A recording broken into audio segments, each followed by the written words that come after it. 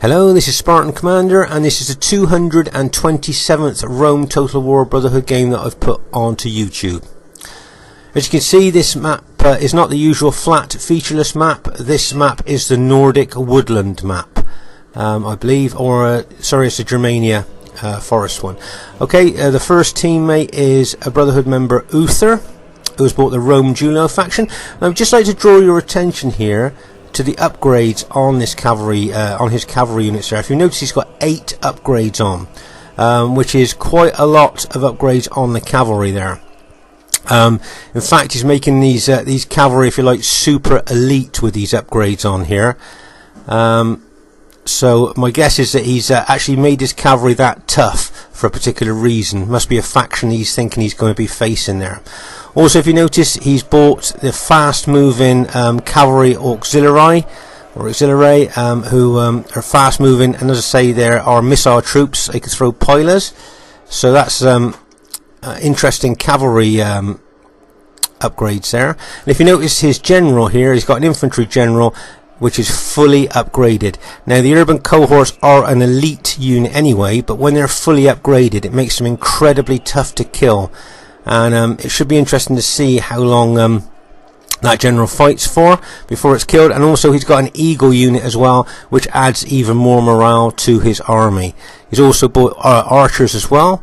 So all in all, it's a pretty good army to me, but that cavalry looks particularly formidable. The next teammate is Brotherhood member Cal, who has also bought the Rome Julio faction. And then our next teammate is Brotherhood member JGP, who has bought the Rome Julio faction. And I noticed that he's bought 4 archer units, and I think he's got 6 cavalry. Unusual to bring so many archer units, I think, to the 31k battlefield, but I think it must be the factions that we're facing has made him bring this this custom army with 4 archers. And as a lot of you know, I tend to sometimes bring very old armies from the past to the modern day battlefield, and that's what I've done here. This is a very old but small army, and if you notice the upgrades on this army, can you see that there's 7 upgrades? So that means these units have got an experience stripe on them, which means that they'll fight harder and they'll last longer in the actual battle when the battle starts. As I say, it's only a small army, and it is a very old army too. But it'd be interesting to see how well this old army does on the modern day battlefield. Let's say you've got 6 cavalry, and I think I've got 13 infantry. So as I say, it'd be interesting to see how well it does. That's our team, but you wait till you see the other team. Should be a great one to watch. And here is the other team. We have a RTW player called Fax Machine. Now, Fax Machine used to play RTW years and years ago, and he's just come back from taking a break from RTW, as I said, from a long time ago now. And I think this is one of his first battles coming back onto RTW. And he has bought the Rome SPQR faction. And then his teammate is RTW player Lee, who's also bought the SPQR faction. Lots of infantry there. So he got 16 infantry and 4 cavalry. Then our next teammate is a player who's called himself Noob of Noobs, but in fact is Brotherhood member TR, and he has bought the Seleucid faction. If you look closely, can you see that he hasn't bought many pike factions? It's all the Silver Shield Legionnaires, and this is unusual for someone who brings a Seleucid faction, not to bring mostly pikemen. To bring the Legionnaires is very unusual. Then we move on to the infamous Seleucid Cataphract Cavalry. If you look at the upgrades on this cavalry, I think he's got 7 or 8 upgrades on each one of those cavalry units. Now, as you know, we call these cavalry units the tanks of the ancient world, and if you can see why, it's because they're armoured from head to toe. And used properly, these troops can be battle-winning and battle-changing cavalry. Very, very difficult to kill. Good charge, and they can, as I said, change the battle there. Now, see, he's got a cavalry general there, and he's got 1 pike unit, and archers as well. So it's an unusual Seleucid army there, with not having mostly pikes there. But I think those cavalry could maybe make the difference in this battle, maybe towards the end. And then our fourth teammate is RTW player San Absani. Now San played a couple of games with us last night and seems to be a good RTW player. You've noticed he's bought the Macedon faction, but from what I can see he's bought just pikes and one archer unit, and I don't think he's bought any cavalry with this army.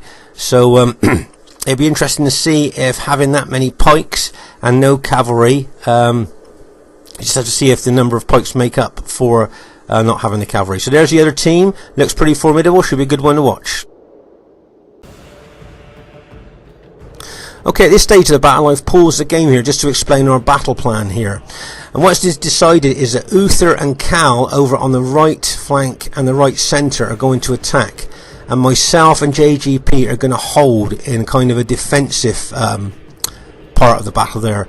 But as I say, both Cal and Uther are going to aggressively attack the right flank of the enemy team there, where the Seleucid army is. So that's our battle plan there. Those two are going to be the aggressive attacking ones, and JGP and myself are going to be the defensive, if you like, holding force there. So it'd be interesting to see how when our plan comes together. There's the enemy set up there. You can see the Macedon army is set up at the back of his allies there. I presume he's set up there to be able to move to any position on the battlefield that he feels he's best needed. But as you can see, as the battle plan starts to progress, you can see that Uther and Cal are both running up to that flank, that Seleucid flank there, where they're going to attack.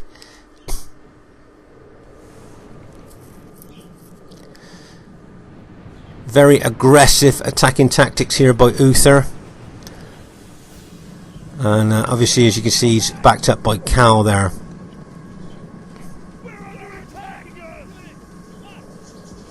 I think maybe they feel, looking at the armies they're facing here, that the Seleucids with those silver legionnaires may be an opportune target to hit on this flank, because urban cohorts are far superior to those silver shield legionnaires. So I think that's why Uther's being so aggressive on that flank. And as you can see, Cal is actually backing him up there on this right flank.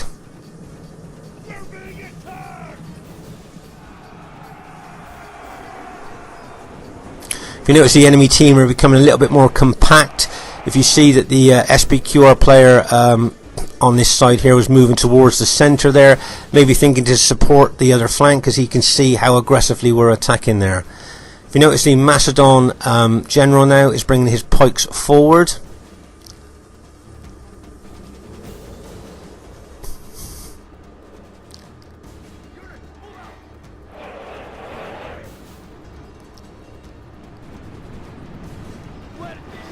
And as I said, you can see how aggressive Uther's being on that flank. All the time though, he's watching that Seleucid cataphract tank cavalry.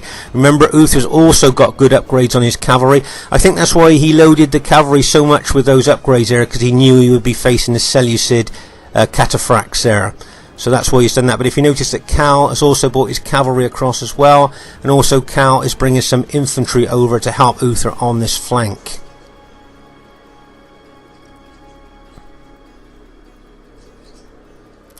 That Seleucid cavalry always looks quite imposing there, I think. Right, let's just pause the game for a second to take stock of exactly what's happening. As you can see here, the Seleucid on this flank here has moved back slightly to kind of absorb the attack by Uther and Cal. On the right centre, there's not really a lot going on there. A couple of Macedon pike units there are engaging Cal's infantry. Over in the left centre here, you can see there's nothing going on at the moment. Just the Macedon pikemen and some SPQR units. And over here on the far left flank, you can see that fax machine is moving his units back further over to this flank here.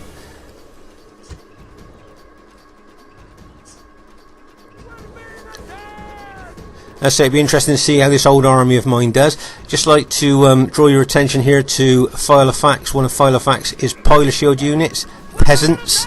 Now if you bring peasants, it's always kind of a bit of a gamble because their morale's not very good, but they do soak up pilers like any other unit. So it's much better to get peasants to take the enemy pilers rather than your expensive urban cohorts. So that's a nice interesting pilot shield unit there. And there's a general overview of the battle as it stands at the moment. As you can see here over on the left, centre and left flank, not a lot going on. Mostly all seems to be kicking off over on that right flank there.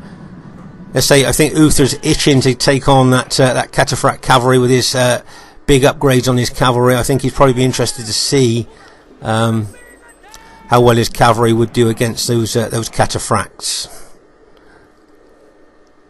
Right, if you notice here, can you see that TR is bringing his Seleucid infantry over a little bit more? It wouldn't surprise me if he brought his infantry over in front of those cavalry units, and then with an infantry and cavalry attack, maybe try and take on Uther's cavalry. That would be an interesting tactic if he tried to do that there.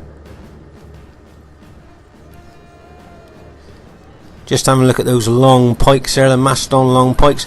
Can you see how the Roman infantry have to fight up those pikes to kill the man on the other end, losing men all the time as they try to do that? That's why we kind of don't like to attack pikes head on with Roman infantry. Nice little cavalry hit into the flank of Macedon units there by Cal. Let's say over on this flank, not a lot going on really. Okay, if you notice there that Fax Machine's moved his pilot shield peasant unit really out forward. They're hoping I'm going to pilot it and waste my pilers on those peasants, but I'm not. What I'm going to do is I'm going to move my army forward there to engage those peasant units, which means then that when I throw my pilers, it won't hit the peasants. It'll probably tend to hit his urban cohort pilot shield stood just behind them.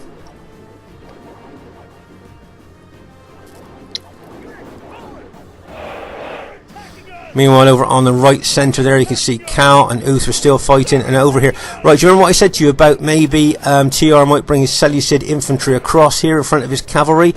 Now, I think what he's going to do, he's going to do an infantry cavalry hit. There you go. See how he's charging right now. Uther's preempted that by doing a preemptive strike with his cavalry straight onto that infantry, knowing that Cal's cavalry is right behind him. Now, what he's trying to do there is entice the Seleucid cavalry to attack, which is what they've done to try and support their infantry. And so now Uther moves his cavalry back while Cal charges in. Now my guess is Uther's going to move back, rally, and then charge back into that Seleucid cavalry, so that he's going to get the full cavalry charge bonus as he charges into that Seleucid cavalry. Cal's doing well with his cavalry at the moment, and there you go. Uther rallied, waited a few seconds, and then charged his cavalry back in. As I say, the cavalry charge bonus is quite good, very high, and he's done a really good job there with his cavalry. So you've got Cal's cavalry, Uther's cavalry, some infantry there, all charging in on the Seleucid cataphract cavalry, and I believe they've got some infantry in there as well.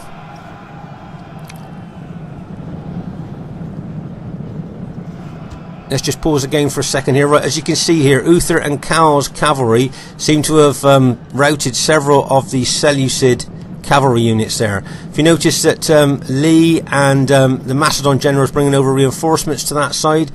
If you notice, Cal here is facing those Macedon pike units. Once again, he's not too keen on charging infantry into those pike units, as he knows he'll lose a lot of men.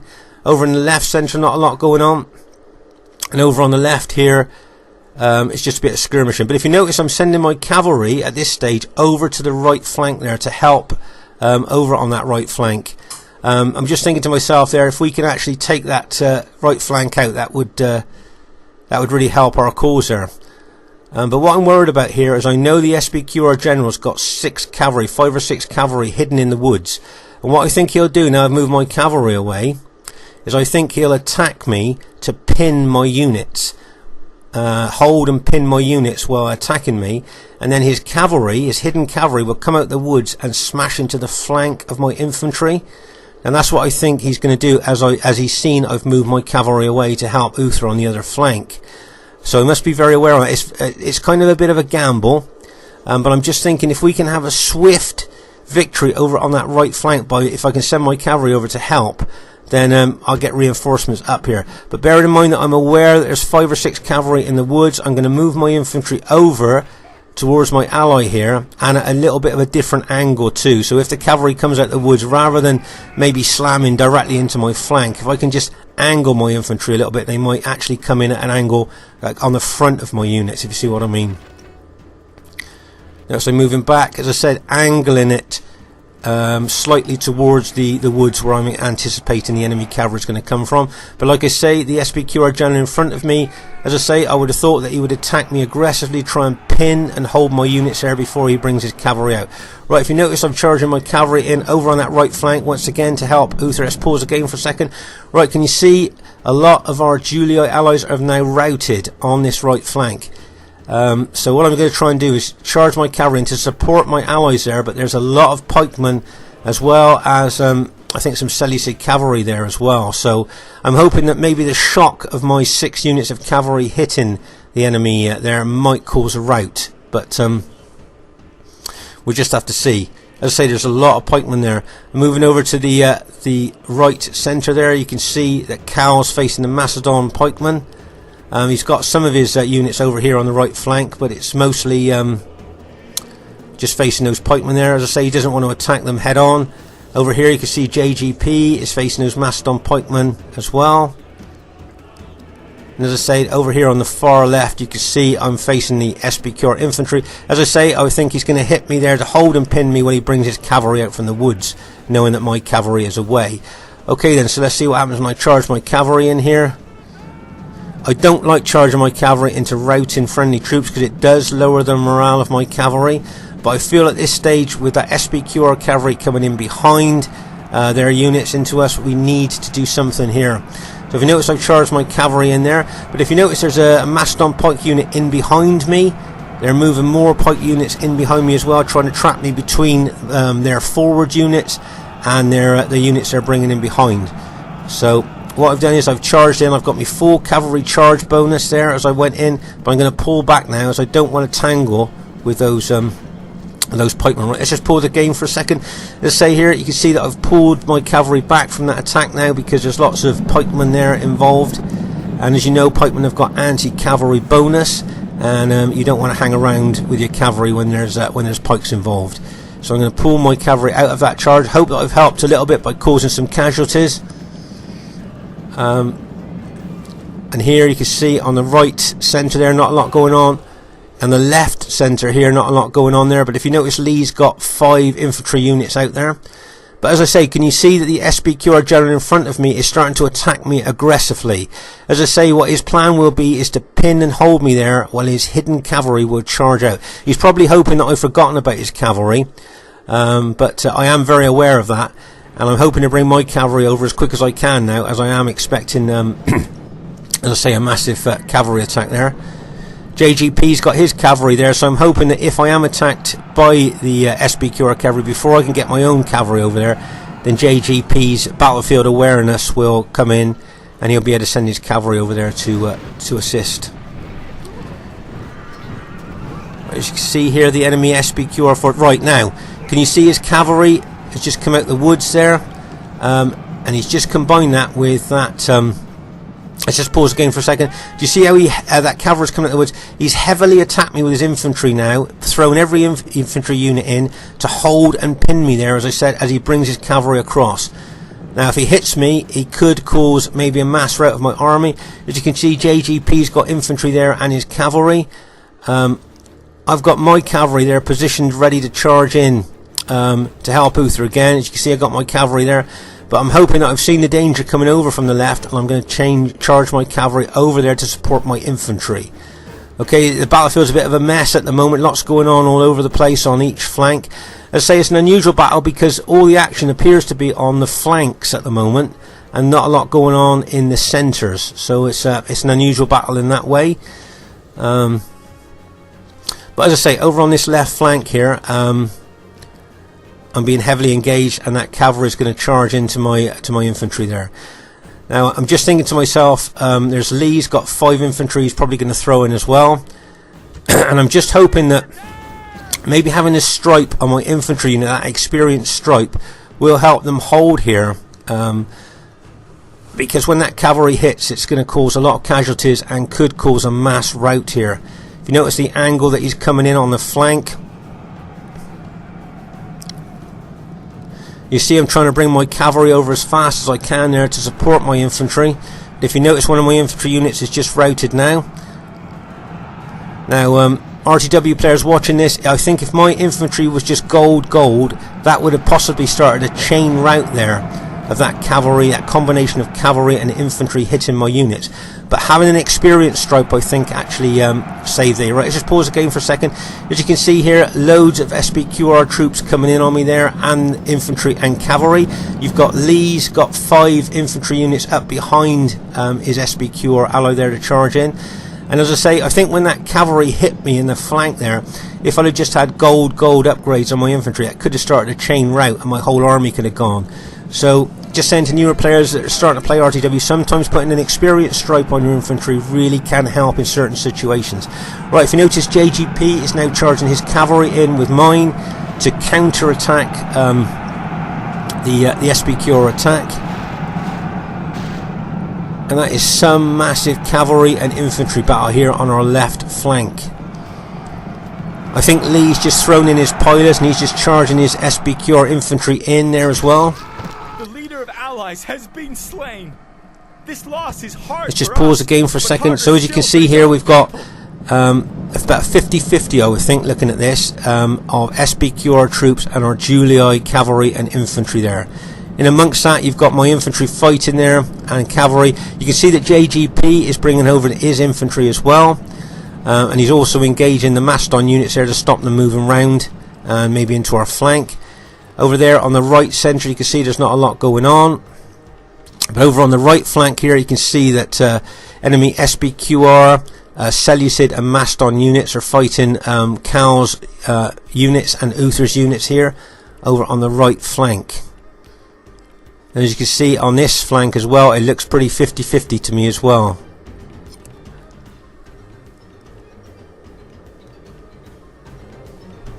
Although I notice Uther's got some units in behind those Seleucid pikemen there. Nice tactical move there by Uther. So there's a general overview of the battle as it stands at the moment. Let's say it's an unusual battle because all the action's taking place on the flanks and there's hardly anything going on in the centre at all. Right, if you notice there, I've pulled my cavalry back and I'm going to charge them in again. Once again, it's all about trying to relieve the pressure on my infantry there that would have suffered loads of casualties, and their morale would have come down a little bit as well because of losing that many casualties. And they say if you take the pressure off your infantry, they're less likely to rout. And there's JGP charging his cavalry in as well. At this time I can't see a lot of the SPQR units routing. I can see a couple of our Julii units routing there. In fact, several of our Julii units have just routed there. So I think it's very touch and go over on this left flank. Let's just pause the game for a second here. As you can see, a lot of our units are starting to break here on the left flank. I think it's cavalry units that are starting to break. But if you notice, a JGP tactically has moved units round to the flank of the attacking enemy units there. Nice move there by JGP. Also, he's attacking those Macedon pike units to stop them coming round behind us. So that's another nice move there by JGP. Just have a close look at those long Macedon pikes there. This is why Roman generals don't really like fighting pike units head on, because, as I say, the Roman troops have got to fight down those pike units to kill the man on the other end, and they lose a lot of men while they do that. So, but as I say, JGP is doing that to stop them moving round behind us as we're fighting on that left flank. You see in the centre there's not a lot going on, and meanwhile over on the right flank there, it seems that it's still a bit 50-50. If you remember that the purple SPQR and the Seleucid units are the enemy team there, and of course the red Julii are our team. So just at a glance there, and also you can see enemy Macedon pike units there as well. So on the right flank it's still 50-50. As I said, in the centre right and centre left, not a lot going on really. And as I say, the main action is happening on the flanks, and whoever wins on the flanks will then be able to try and roll up the enemy team from that flank to the other flank, if you see what I mean. But here on our left flank, as I say, you can see a lot of our units starting to rout.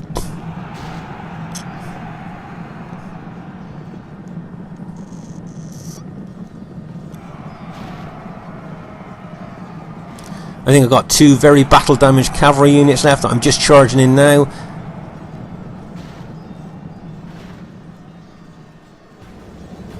If you notice that JGP cavalry now has gone right through the enemy line, has come out behind them. And I notice that several of the SBQR, enemy SBQR units are starting to rout now at this stage. JGP coming through the enemy line there, in behind him is a great move there for his cavalry, because of course then he can target the rear of engaged enemy troops.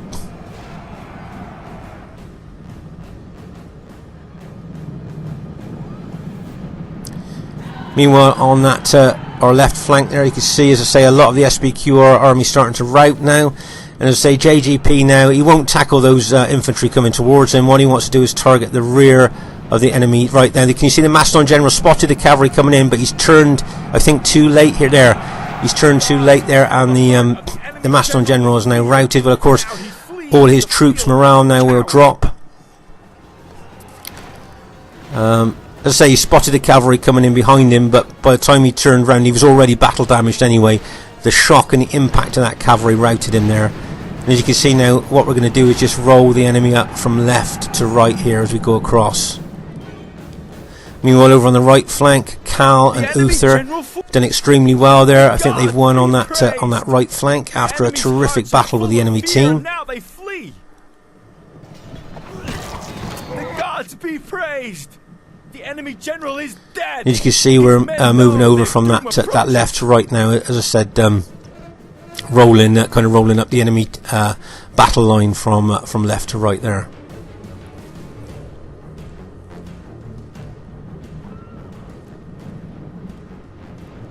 To show how tough the battle was on that right flank, I think Uther just had 2 very battle damaged units left at the end of the battle there. I think it was just 2 infantry units left, if I remember correctly. And as you can see, Cal's units are all very battle damaged as well. And there's 2, as I say, I think that's just a couple of Uther's infantry units that are left there, those 2 there. So out of his whole army, including those really well upgraded cavalry, that's all the units he's got left there. So it just goes to show how tough the fighting was on that right flank. Okay, the first thing I'd like to say is really well played to everybody in the game there. I thought it was an unusual game there with having Seleucid and Macedon involved. I'd just like to say really well played to JGP there with over 2,000 kills. Well done to him. So it just goes to show that you know, when you fight big pike units like the Macedon units there, and if you can start killing them, that's where you get the big kills from. Cal and Uther got good kills as well. So well done to them. If you notice, I've got the lowest kills in my my team there, and if you notice, that was because I was defensive. This game rewards attacking players for kills most of the time. If you notice, I got the smallest army in our team as well, but because I was very defensive there all the time, I didn't get many kills. So that's why I've got the lowest kills there. But I'd just like to say really well played once again to everybody in the team there. As I say, I thought it was interesting to see Macedon, Seleucid and the Rome armies there fighting our 4 armies there. And also I liked when that cavalry was hidden in the woods and came out in kind of that ambush on the left flank. That's why I like playing this map, because you've got big open spaces but you've got woods as well. Okay, I hope you enjoyed watching this battle, and bye for now.